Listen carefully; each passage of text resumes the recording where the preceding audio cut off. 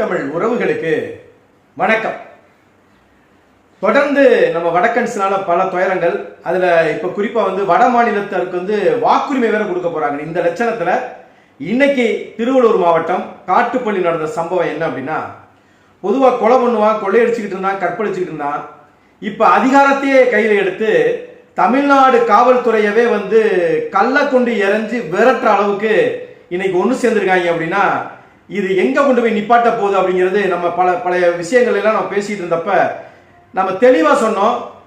இது போல ஒரு நிகழ்வு நடக்கும் அப்படிங்கிறதையுமே நம்ம பதிவிட்டோம்.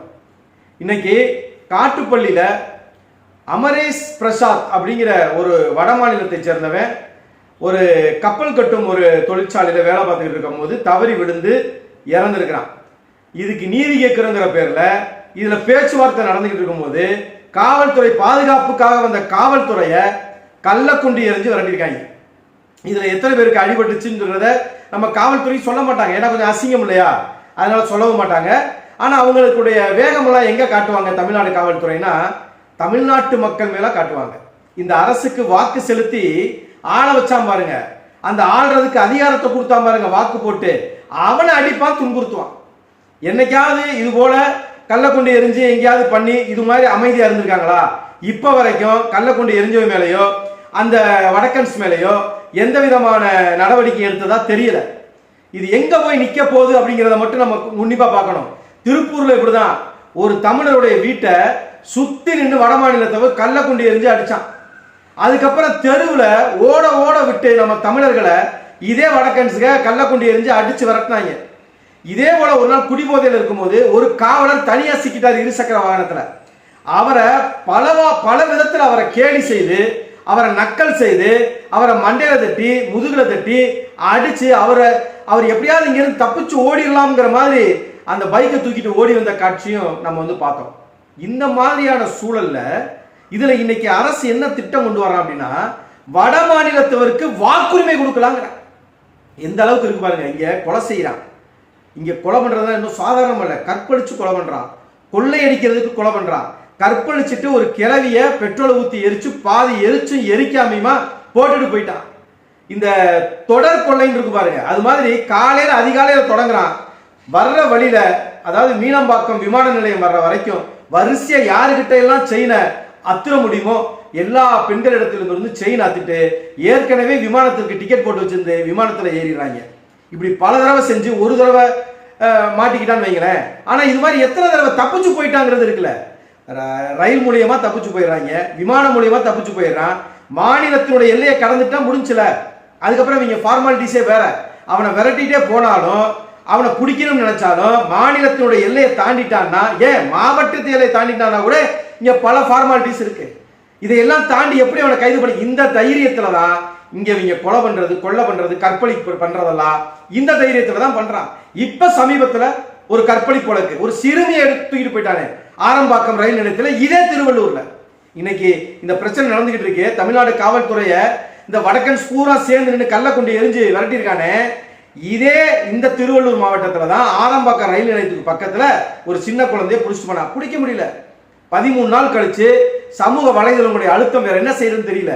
அதுக்கப்புறமா அதற்கு முயற்சி எடுத்து போய் பிடிச்சாங்களே தவிர, சமூக வலைதளங்களும் மக்களும் அமைதியா இருந்திருந்தாங்கன்னா நிச்சயம் அவனை பிடிச்சிருக்கவே முடியாது. இப்படிப்பட்ட லட்சணத்துல தான் வட மாநிலத்தவருக்கு வாக்குரிமை கொடுறா, அவனும் தமிழ்நாட்டில் ஓட்டு போடலாம்டா, திமுகவுக்கோ அதிமுகவுக்கோ நாம் தமிழருக்கோ இல்லைன்னா பாரதிய ஜனதாவுக்கோ காங்கிரஸுக்கோ ஓட்டு போடலாம் அப்படின்னு அவனுக்கு வாக்குரிமை கொடுத்தா அவன் யாருக்கு வாக்களிப்பான்? அவனுக்கு பாரதிய ஜனதா அப்படிங்கிற ஒரு கட்சியை தவிர வேற கட்சியே தெரியாது. இப்ப தெரியுதா நாம ஏன் இந்த வட மாநிலத்தவர்களை திட்டமிட்டு இங்க உள்ள களம் இறக்குறாங்க அப்படின்னு நம்ம சொன்னோம் இல்லையா? அதை யாரும் நம்பல. இன்னைக்கு பாருங்க, வாக்குரிமை கொடுத்துட்டான்னு வைங்களேன், அவன் தான் வெற்றியை தீர்மானிப்பான். அந்த போட்டியில யார் வெல்றா யார் வெல்வார்கள் அப்படின்னா இவன் தான் வெற்றியை தீர்மானிக்கக்கூடிய இடத்துல இருக்கான். இதுல மொத்தமா கொத்து கொத்தா வாழ்றாங்க. சவுகார்பேட்டையா இருக்கட்டும், இல்லைனாக்க திருப்பூரா இருக்கட்டும், இல்ல இதே திருவள்ளூர் மாவட்டமா இருக்கட்டும், கோயம்புத்தூரா இருக்கட்டும், சென்னையா இருக்கட்டும், பல இடங்கள்ல கொத்து கொத்தா வாழ்றான். இந்த சூழல்ல எப்படி இதை சரி பண்ண முடியும் மட்டும் யோசித்து பாருங்க. இவனுக்கு வாக்குரிமையை கொடுத்துட்டு இவன் யாருக்கு வாக்களிக்கிறான்னா நமக்கு தெரிஞ்சு போச்சு. அப்ப இங்க அதிகாரத்தை முடிவு செய்ய வேண்டியது வடக்கன்ஸா வந்துருவான். இதை தாண்டி மத்திய அரசு பணிகள்ல எல்லாம் எல்லா இடத்துலையும் அவன் உட்கார வச்சிருக்கான். நம்ம பல இடங்களில் நம்ம சண்டையை பார்த்துருக்கோம். ரயில் நிலையத்தில் சண்டை, ரயில் கேட் கீப்பராக கூட வட மாநிலத்தில் உட்கார வச்சிருக்கான். மதுரையிலிருந்து செங்கோட்டை, செங்கோட்டையிலிருந்து மதுரை வந்த ரயில் இரண்டும் நேருக்கு நேராக மோதிக்கொள்ளக்கூடியது. ஏதோ ஒரு நல்ல ஒரு விஷயத்தினால அது நின்று போச்சு. ஆனா அது எதனால நடந்தது அப்படின்னா, அந்த ரயில் நிலையத்தில் இருக்கக்கூடிய ஸ்டேஷன் மாஸ்டர், ரயில்வே அதிகாரி, அந்த சந்திப்பினுடைய ரயில்வே அதிகாரி ஒரு வட மாநிலத்தை சார்ந்தவர், மொழி பிரச்சனையின் காரணமாக அந்த விபத்து ஏற்பட இருந்துச்சு. இது போலதான் மத்திய அரசு பணியில, வங்கிகள்ல, எல்லா இடங்கள்லையும் அவங்களுடைய ஆதிக்கம் அதிகமாயிட்டு இருக்கு. ஏன் இவ்வளவு எதுக்குங்க? அவன் உட்கார்ந்து இருக்கிற தமிழ்நாட்டில் அவன் நம்மளை கேட்கிறான், ஏன் உனக்கு ஹிந்தி தெரியாதா, ஹிந்தி படிச்சுட்டு வாங்குறான். எங்க பேங்க்ல கவுண்டருக்கு உள்ள உட்காந்துக்கிட்டு நீ ஹிந்தி படிச்சுட்டு வாங்குறான்.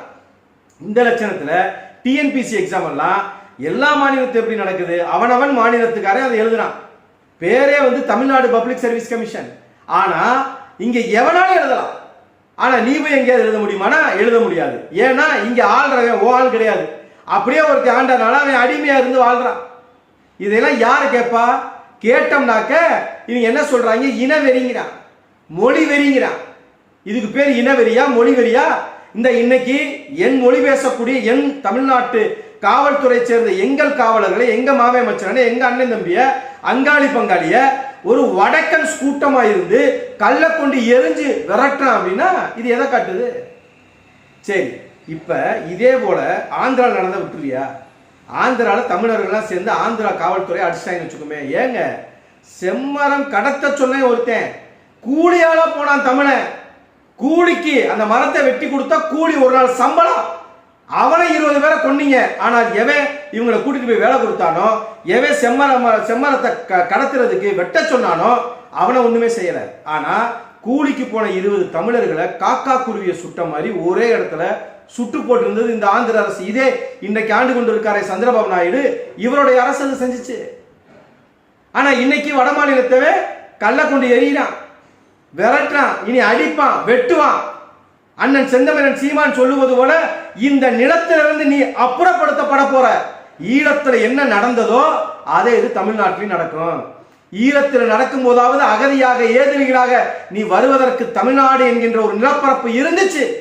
ஆனால் இந்த தமிழ்நாட்டிலையும் இதே போல வடமாநிலத்தினுடைய ஆதிக்கம், அதிகாரம் அதிகமாகும் போது நீ உன்னுடைய சொந்த நிலத்தை விட்டு அகதியாக எங்க போவ? இந்த கேள்விய பல தடவை கேட்டாச்சு. இதுக்கு முக்கிய காரணம் என்ன தெரியுமா? தமிழர்கள் நாம் உழைப்பிலிருந்து வெளியே போயிட்டோம். இன்னைக்கு ஆடு மாடு மேய்க்கிறதுல இருந்து, களை கொடுங்கிறதுல இருந்து, உணவகத்துல மேஜ துடைக்கிறதுல இருந்து, உணவை கொண்டு வந்து பரிமாறுறதுல இருந்து, எல்லா துறைகள்லையும் நீ உன்னுடைய உழைப்பிலிருந்து வெளியேறிட்டதுனால இன்னைக்கு அவன் போல வந்து உட்கார்ந்து இருக்கான். மதுரையில இருக்கான், ராஜஸ்தானி மதுரைக்கு வந்திருக்கான். எதுக்கு? மாடு மேய்க்க 35,000 ரூபாய் சம்பளம். 2 மாடு 4 மாடு 10 மாடை மேய்ச்சி அதுக்கு புல்லு கொடுத்து, அதுக்கு வைக்கல கொடுத்து, கழனி தண்ணியை கலந்து வச்சு புண்ணாக்கு கொடுத்து அதை குளிப்பாடி விற்பாடி பராமரிக்கிறதுக்கு ஒன்னால முடியல. ஆனால் ராஜஸ்தான்ல இருந்து 35,000 ரூபாய் சம்பளத்துக்கு இருக்கான். உன்னுடைய பொருளாதாரம் எங்க போகுதுன்னு பாரு. இந்த 35,000 வாங்கி இத்தனைக்கு அவனுக்கு சோறும் போட்டுறணும், நம்ம கோதுமை வாங்கி கொடுத்துடணும், கிழங்கு வாங்கி கொடுத்துடணும், தக்காளி வாங்கி வெங்காயம் வாங்கி கொடுத்துடணும். ஆனா இவன் இந்த 35,000 அவனுக்கு இங்க 5,000 கூட அவனுக்கு செலவு இல்லை. மிச்சம் 30,000 அவன் இங்க முதலீடு செய்வானா, இந்த வங்கியில போடுவானா, ராஜஸ்தானுக்கு அனுப்புவானா? அப்ப உன் பொருளாதாரம் உன்னிட்டு போகுது, உன்னுடைய உரிமை உன்னை விட்டு போகுது, உன்னுடைய கடமை உன்னை விட்டு சிதறடிக்கப்படுது, உன்னுடைய நிலமும் உன்னை விட்டு போக போகுது. நீ அனாதையாக போற.